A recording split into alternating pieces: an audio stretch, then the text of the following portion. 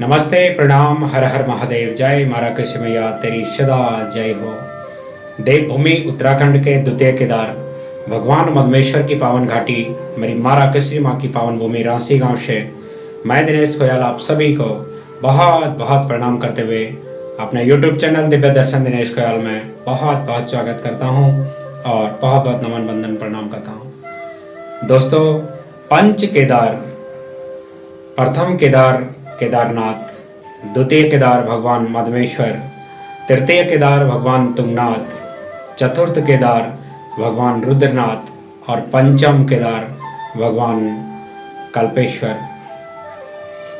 तो पंच केदारों में जो 4 केदार हैं वो भगवान 6 महीने के लिए कैलाश यानी कि केदारनाथ, मदमेश्वर, तुंगनाथ और रुद्रनाथ में विराजमान होते हैं, पूजा होती है। और 6 महीने के लिए अपने शीतकालीन गद्दी स्थलों में आते हैं, जो कि पंचम केदार कल्पेश्वर 12 महीने अपने ही स्थान पर 12 माह पूजा होती है।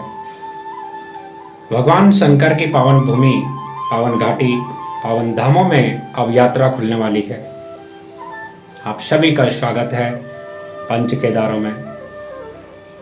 भगवान शिव की महिमा के अनुसार और पौराणिक गाथाओं के अनुसार, ग्रंथों के अनुसार, जब पांडवों और कौरवों का युद्ध हुआ था तो ये सबको मालूम है कि पांडव जीत गए थे और कौरवों की हार हो गई थी। लेकिन आपस में वो दोनों भाई भाई थे, चाहे पांडव की तरफ से हो, कौरव की तरफ से हो। तो जब कौरवों की हार हुई यानी कि कौरव सारे के सारे मारे गए, तो 5 भाई पांडवों पर गुरु हत्या, कुल हत्या का दोष लग गया। निवारण के लिए भगवान के पास जब गए तो भगवान ने भगवान शिव की आराधना, भगवान शिव के चरणों में जाने की आज्ञा दी। तो इसी प्रकार से कि जब 5 भाई पांडव भगवान शिव की खोज में निकले, तो सबसे पहले आज मैं भगवान केदार के बारे में बताना चाहूँगा कि जब भगवान शिव की खोज में 5 भाई पांडव निकले तो भगवान शिव जो है कि केदार में विराजमान थे। और जब भगवान शिव तपस्या कर रहे थे, 5 भाई पांडवों को जैसे भगवान शिव ने देखा तो अपना स्थान वहाँ से निकलने लगे थे, क्योंकि भगवान शिव भी स्वयं क्रोधित थे 5 भाई पांडवों पर, क्योंकि कुल पुरोहित से लेकर कुल गुरु से लेकर सबको मार लिया था, तो कुल हत्या का दोष लग गया था।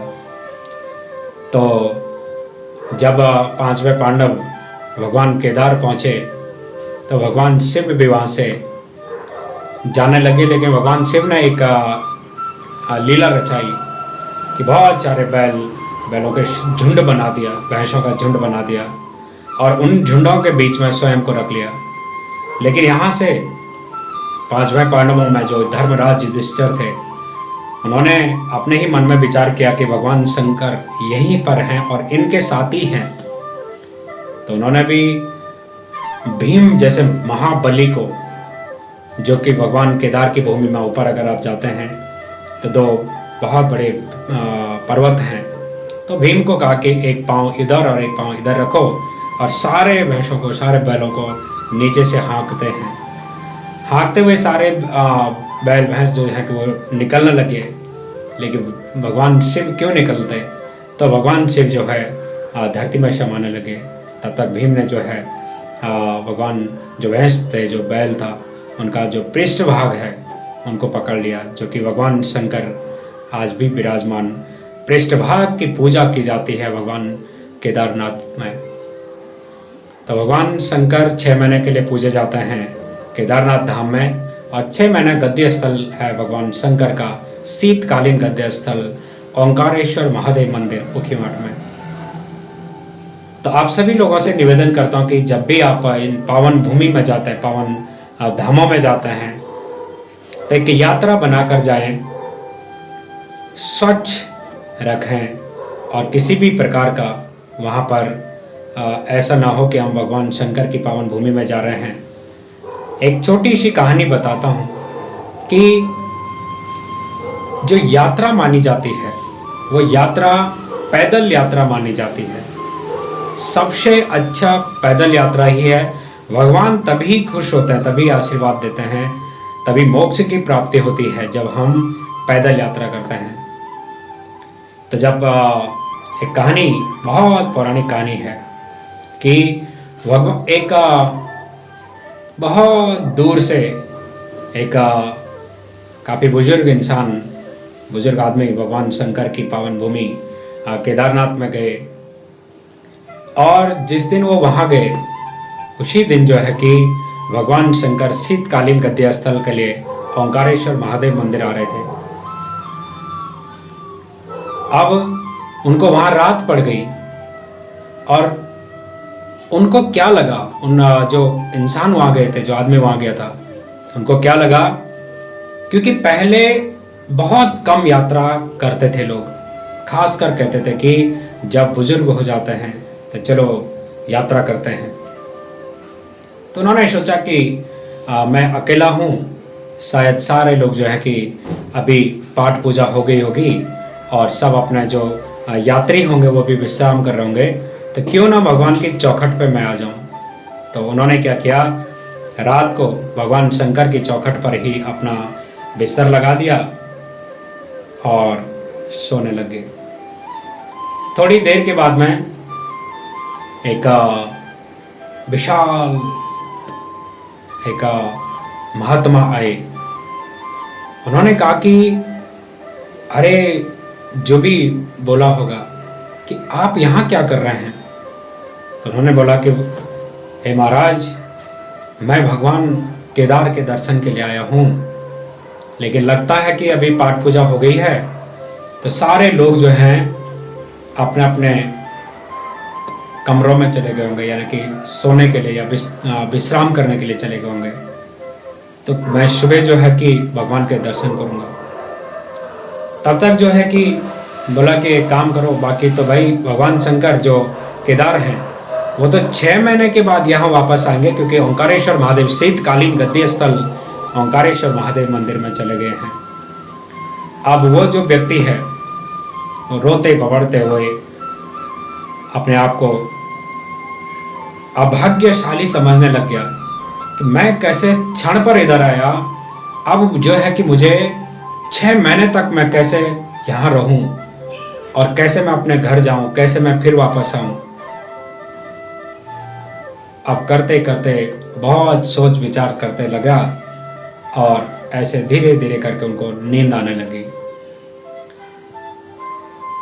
थोड़ी देर के बाद सपने में फिर से वही महान ऋषि भगवान के रूप में आए, महात्मा आए और उन्होंने कहा कि कोई बात नहीं बेटा, तू आराम कर ले और हो जाएगा, जो होगा देखा जाएगा। जब वो सो गए, सुबह हो गई, तो जैसे उनकी नींद खुली, सुबह हो गई और तब तक जो है कि भगवान की डोली केदारनाथ के लिए आ रही है, सारे भक्तों के साथ में जयकारा लग रहे हैं। फिर उन्होंने बोला कि यहाँ तो 6 महीने की बात हो रही थी कि 6 महीने के लिए भगवान शंकर जो है कि ओंकारेश्वर महादेव मंदिर आ गए हैं शीतकालीन गद्य स्थल के लिए, और मैं तो सोया हुआ हूँ और ये सुबह कैसे हो गई। तो कहीं उस महात्मा ने ऐसा तो नहीं कि मुझे भरमाया होगा। लेकिन जब उन्होंने दोबारा सोचा कि वाकई में यहाँ 6 महीना हो चुके हैं, तो कहने का मतलब ये है कि भगवान शंकर के द्वार पर, भगवानों के द्वार पर अगर जाते हैं, एक निस्वार्थ भाव के साथ जाते हैं और सच्चे मन से जाते हैं, तो भगवान 6 महीना क्या, वर्षों की तपस्या को पूर्ण कर देते हैं। और जिस प्रकार से 6 महीने का वहाँ टाइम है वो एक रात में ही पूर्ण हो गया। जबकि भगवान शंकर की 6 महीना पूजा क्यों केदारनाथ धामों में होता है और क्यों शीतकालीन गद्य स्थल के लिए ओंकारेश्वर महादेव मंदिर में आते हैं, क्योंकि भगवान शिव की जो पूजा होती है तो भगवान केदारनाथ में बर्फ बहुत ज़्यादा गिर जाता है, मंदिर के बराबर बर्फ गिर जाता है, और उस बर्फ में पूजा कौन करता है? तो इसीलिए भगवान की जो प्रतिमा है उसको 6 महीने के लिए गद्य स्थल ओंकारेश्वर महादेव मंदिर में लाया जाता है। लेकिन जो भगवान शंकर की जो शिवलिंग है विराजमान, वो हमेशा केदार भूमि में है, केदारनाथ में है, वो हिमालय में है, और 6 महीने तक अखंड ज्योत जगती है, अखंड धुनी जगती है। तो भगवान शंकर के पास जब जाते हैं तो हम अपना मन को शांत करके जाते हैं, निस्वार्थ भाव में जाते हैं। भगवान सब कुछ दे देता है, हमें मांगने की इच्छा भी नहीं है, हमें मांगना भी नहीं चाहिए, क्योंकि हमारे जो भाव हैं वही भगवान को प्यारे हैं, वही भगवान को पता रहता है कि ये किस भाव पर आया है। तो कोशिश करें कि पैदल यात्रा करें, कोशिश करें कि किसी भी प्रकार का कोई ऐसा काम ना करें कि जहाँ प्राकृतिक सौंदर्य जो है कि खराब हो, यानी कि अपने साथ जो फ्रूट लेके जाते हैं या जो कुछ भी लेके जाते हैं तो साफ स्वच्छता का अपना भगवान केदार की उस भूमि को पवित्र बनाने में सबका सहयोग करें, ताकि भगवान शंकर भी खुश हो और आपकी हर मनोकामना पूर्ण हो। इन्हीं कहानी के साथ में आप सभी को मैं प्रणाम करते हुए एक और कहानी के साथ मैं जरूर आऊँगा। तब तक के लिए मैं कहता हूँ आपको प्रणाम। हर हर महादेव, जय भोलेनाथ, जय भोलेनाथ, हर हर महादेव।